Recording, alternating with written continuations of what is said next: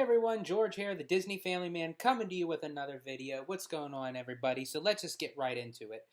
Um, a couple of days ago, they had announced that Ohanas, the restaurant at the Disney Polynesian Village Resort Hotel at Walt Disney World, was finally going to reopen on July 9th, I believe. Yes, July 9th.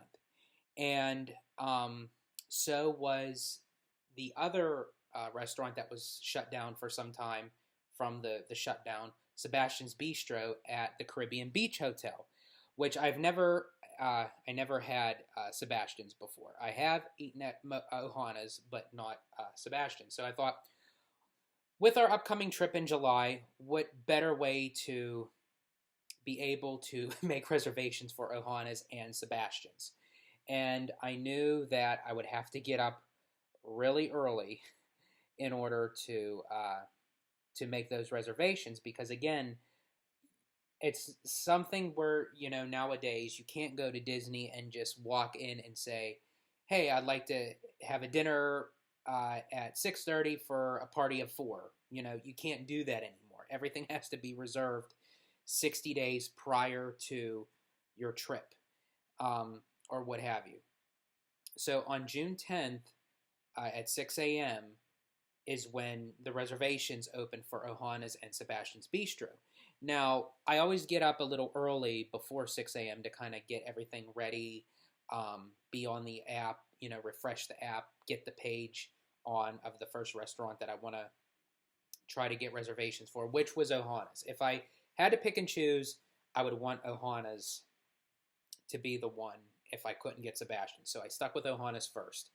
And it was one of the notions where I just thought, on a whim, I'll just check. Well, here at 5:45 in the morning, the reservations for Ohanas was up. So even though it said at 6 a.m., I don't even know if they had the reservations open at 30 minutes prior, but I checked at 5:45, and the reservations were up. And I ended up snagging, there was only one available at 5:45. And I got a late dinner, 9:20 on July 13th, which is our last night during the duration of our vacation. And I know it's a late dinner. We usually don't eat that late, but as far as with Ohanas, I thought, what a way to kind of end the notion of our vacation and go and dine in Ohanas. But then I thought, well, while it's still early before 6 a.m., I'm also going to look at Ohana breakfast. And I was able to snag Ohana's breakfast as well the day before our last day, which was July 12th at 9:50 a.m. And there was like 2 or 3 reservations for breakfast. But dinner, there was only one late reservation that I snagged 15 minutes to the time when the reservations were supposed to open. I don't know if anybody else got reservations at 6 o'clock. I don't know if they added more on at that point, but as a little tip to just know that if you're going to check for reservations, check 15 to 20 minutes prior to the actual time that Disney says that they're going to be available, because you just never know. If it's a very popular or high demand restaurant or reservation, chances are Disney may release those reservations either through the website or on the app a little bit early. So that's a little tidbit you can use with a grain of salt or what have you. But it worked for me. As far as Sebastian Bistro, that was very popular as well. I'm surprised there was not, I think there was only 2 reservations left. By the time I finished with Ohanas for the dinner and breakfast, I went over to try for Sebastian's, and I was able to get a 6:55 p.m. dinner reservation on the 12th as well. So on the 12th, we're having breakfast at Ohanas and dinner at Sebastian's. And then on the 13th, we're going to the Magic Kingdom, having lunch at the Crystal Palace at 2:40, and then a late dinner, 9:20, at Ohanas. And speaking of dinner at Ohanas, another piece of information. When Disney announced that Ohanas was going to reopen, and they released the menu, people were excited and very upset and disappointed at the same time, because a lot of people were noticing when they released the pricing for Ohana and the dinner menu, there was one crucial piece of uh, food item that was not included anymore that used to be, and that was the noodles that came with the chicken wings, uh, the pot stickers, the stir fry vegetables, and there was an uproar. I mean, like people were all over social media, feeling betrayed, because apparently the noodles to them was a staple, as far as with Ohanas go, and it was being replaced by a type of rice, a fried rice or a white rice. I'm not sure, but it was a rice uh, side dish, and people took to the media. They created petitions, and I have to actually say I am one of those people. I didn't create a petition, but I actually signed one because I was maybe not as upset as everyone else, but I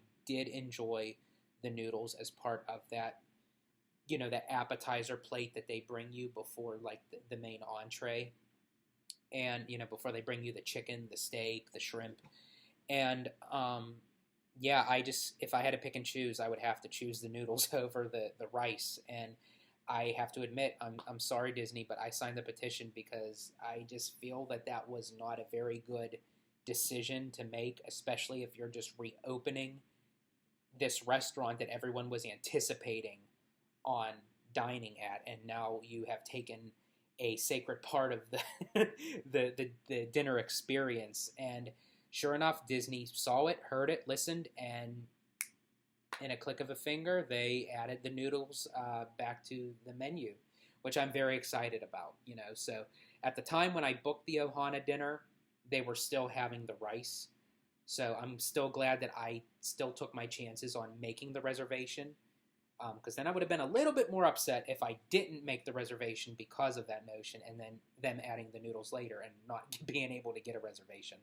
That would have been very disappointing, and on my behalf of not taking that risk. And but Disney, they listen, and they, us as Disney fans, we're the calling to them. It's not saying that they cater to everything, but they listen. That if we are really passionate about something and we want it, they will listen and they will do their best to fix that that issue or situation or what have you. So kudos to Disney on that.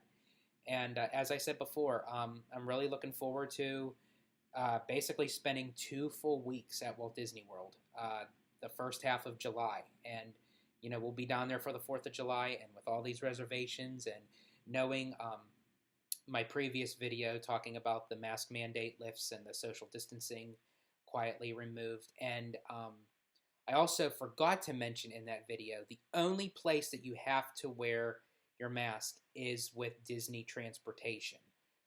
That is included the Disney buses, the Disney boats, the monorail, and the Skyliner. I did forget to add that into that video, so I'll add that in there now. And I'll also link that video to this one, so you could listen to the whole thing as far as what the mask mandates for both Walt Disney World and Disneyland goes. So yeah, so let me know what you guys think. Are you happy that Ohanas and Sebastians are coming back?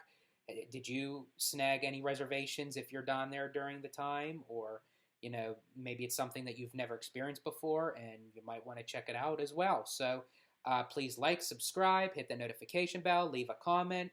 And as always, stay healthy, stay safe, stay Disney. Bye, everybody.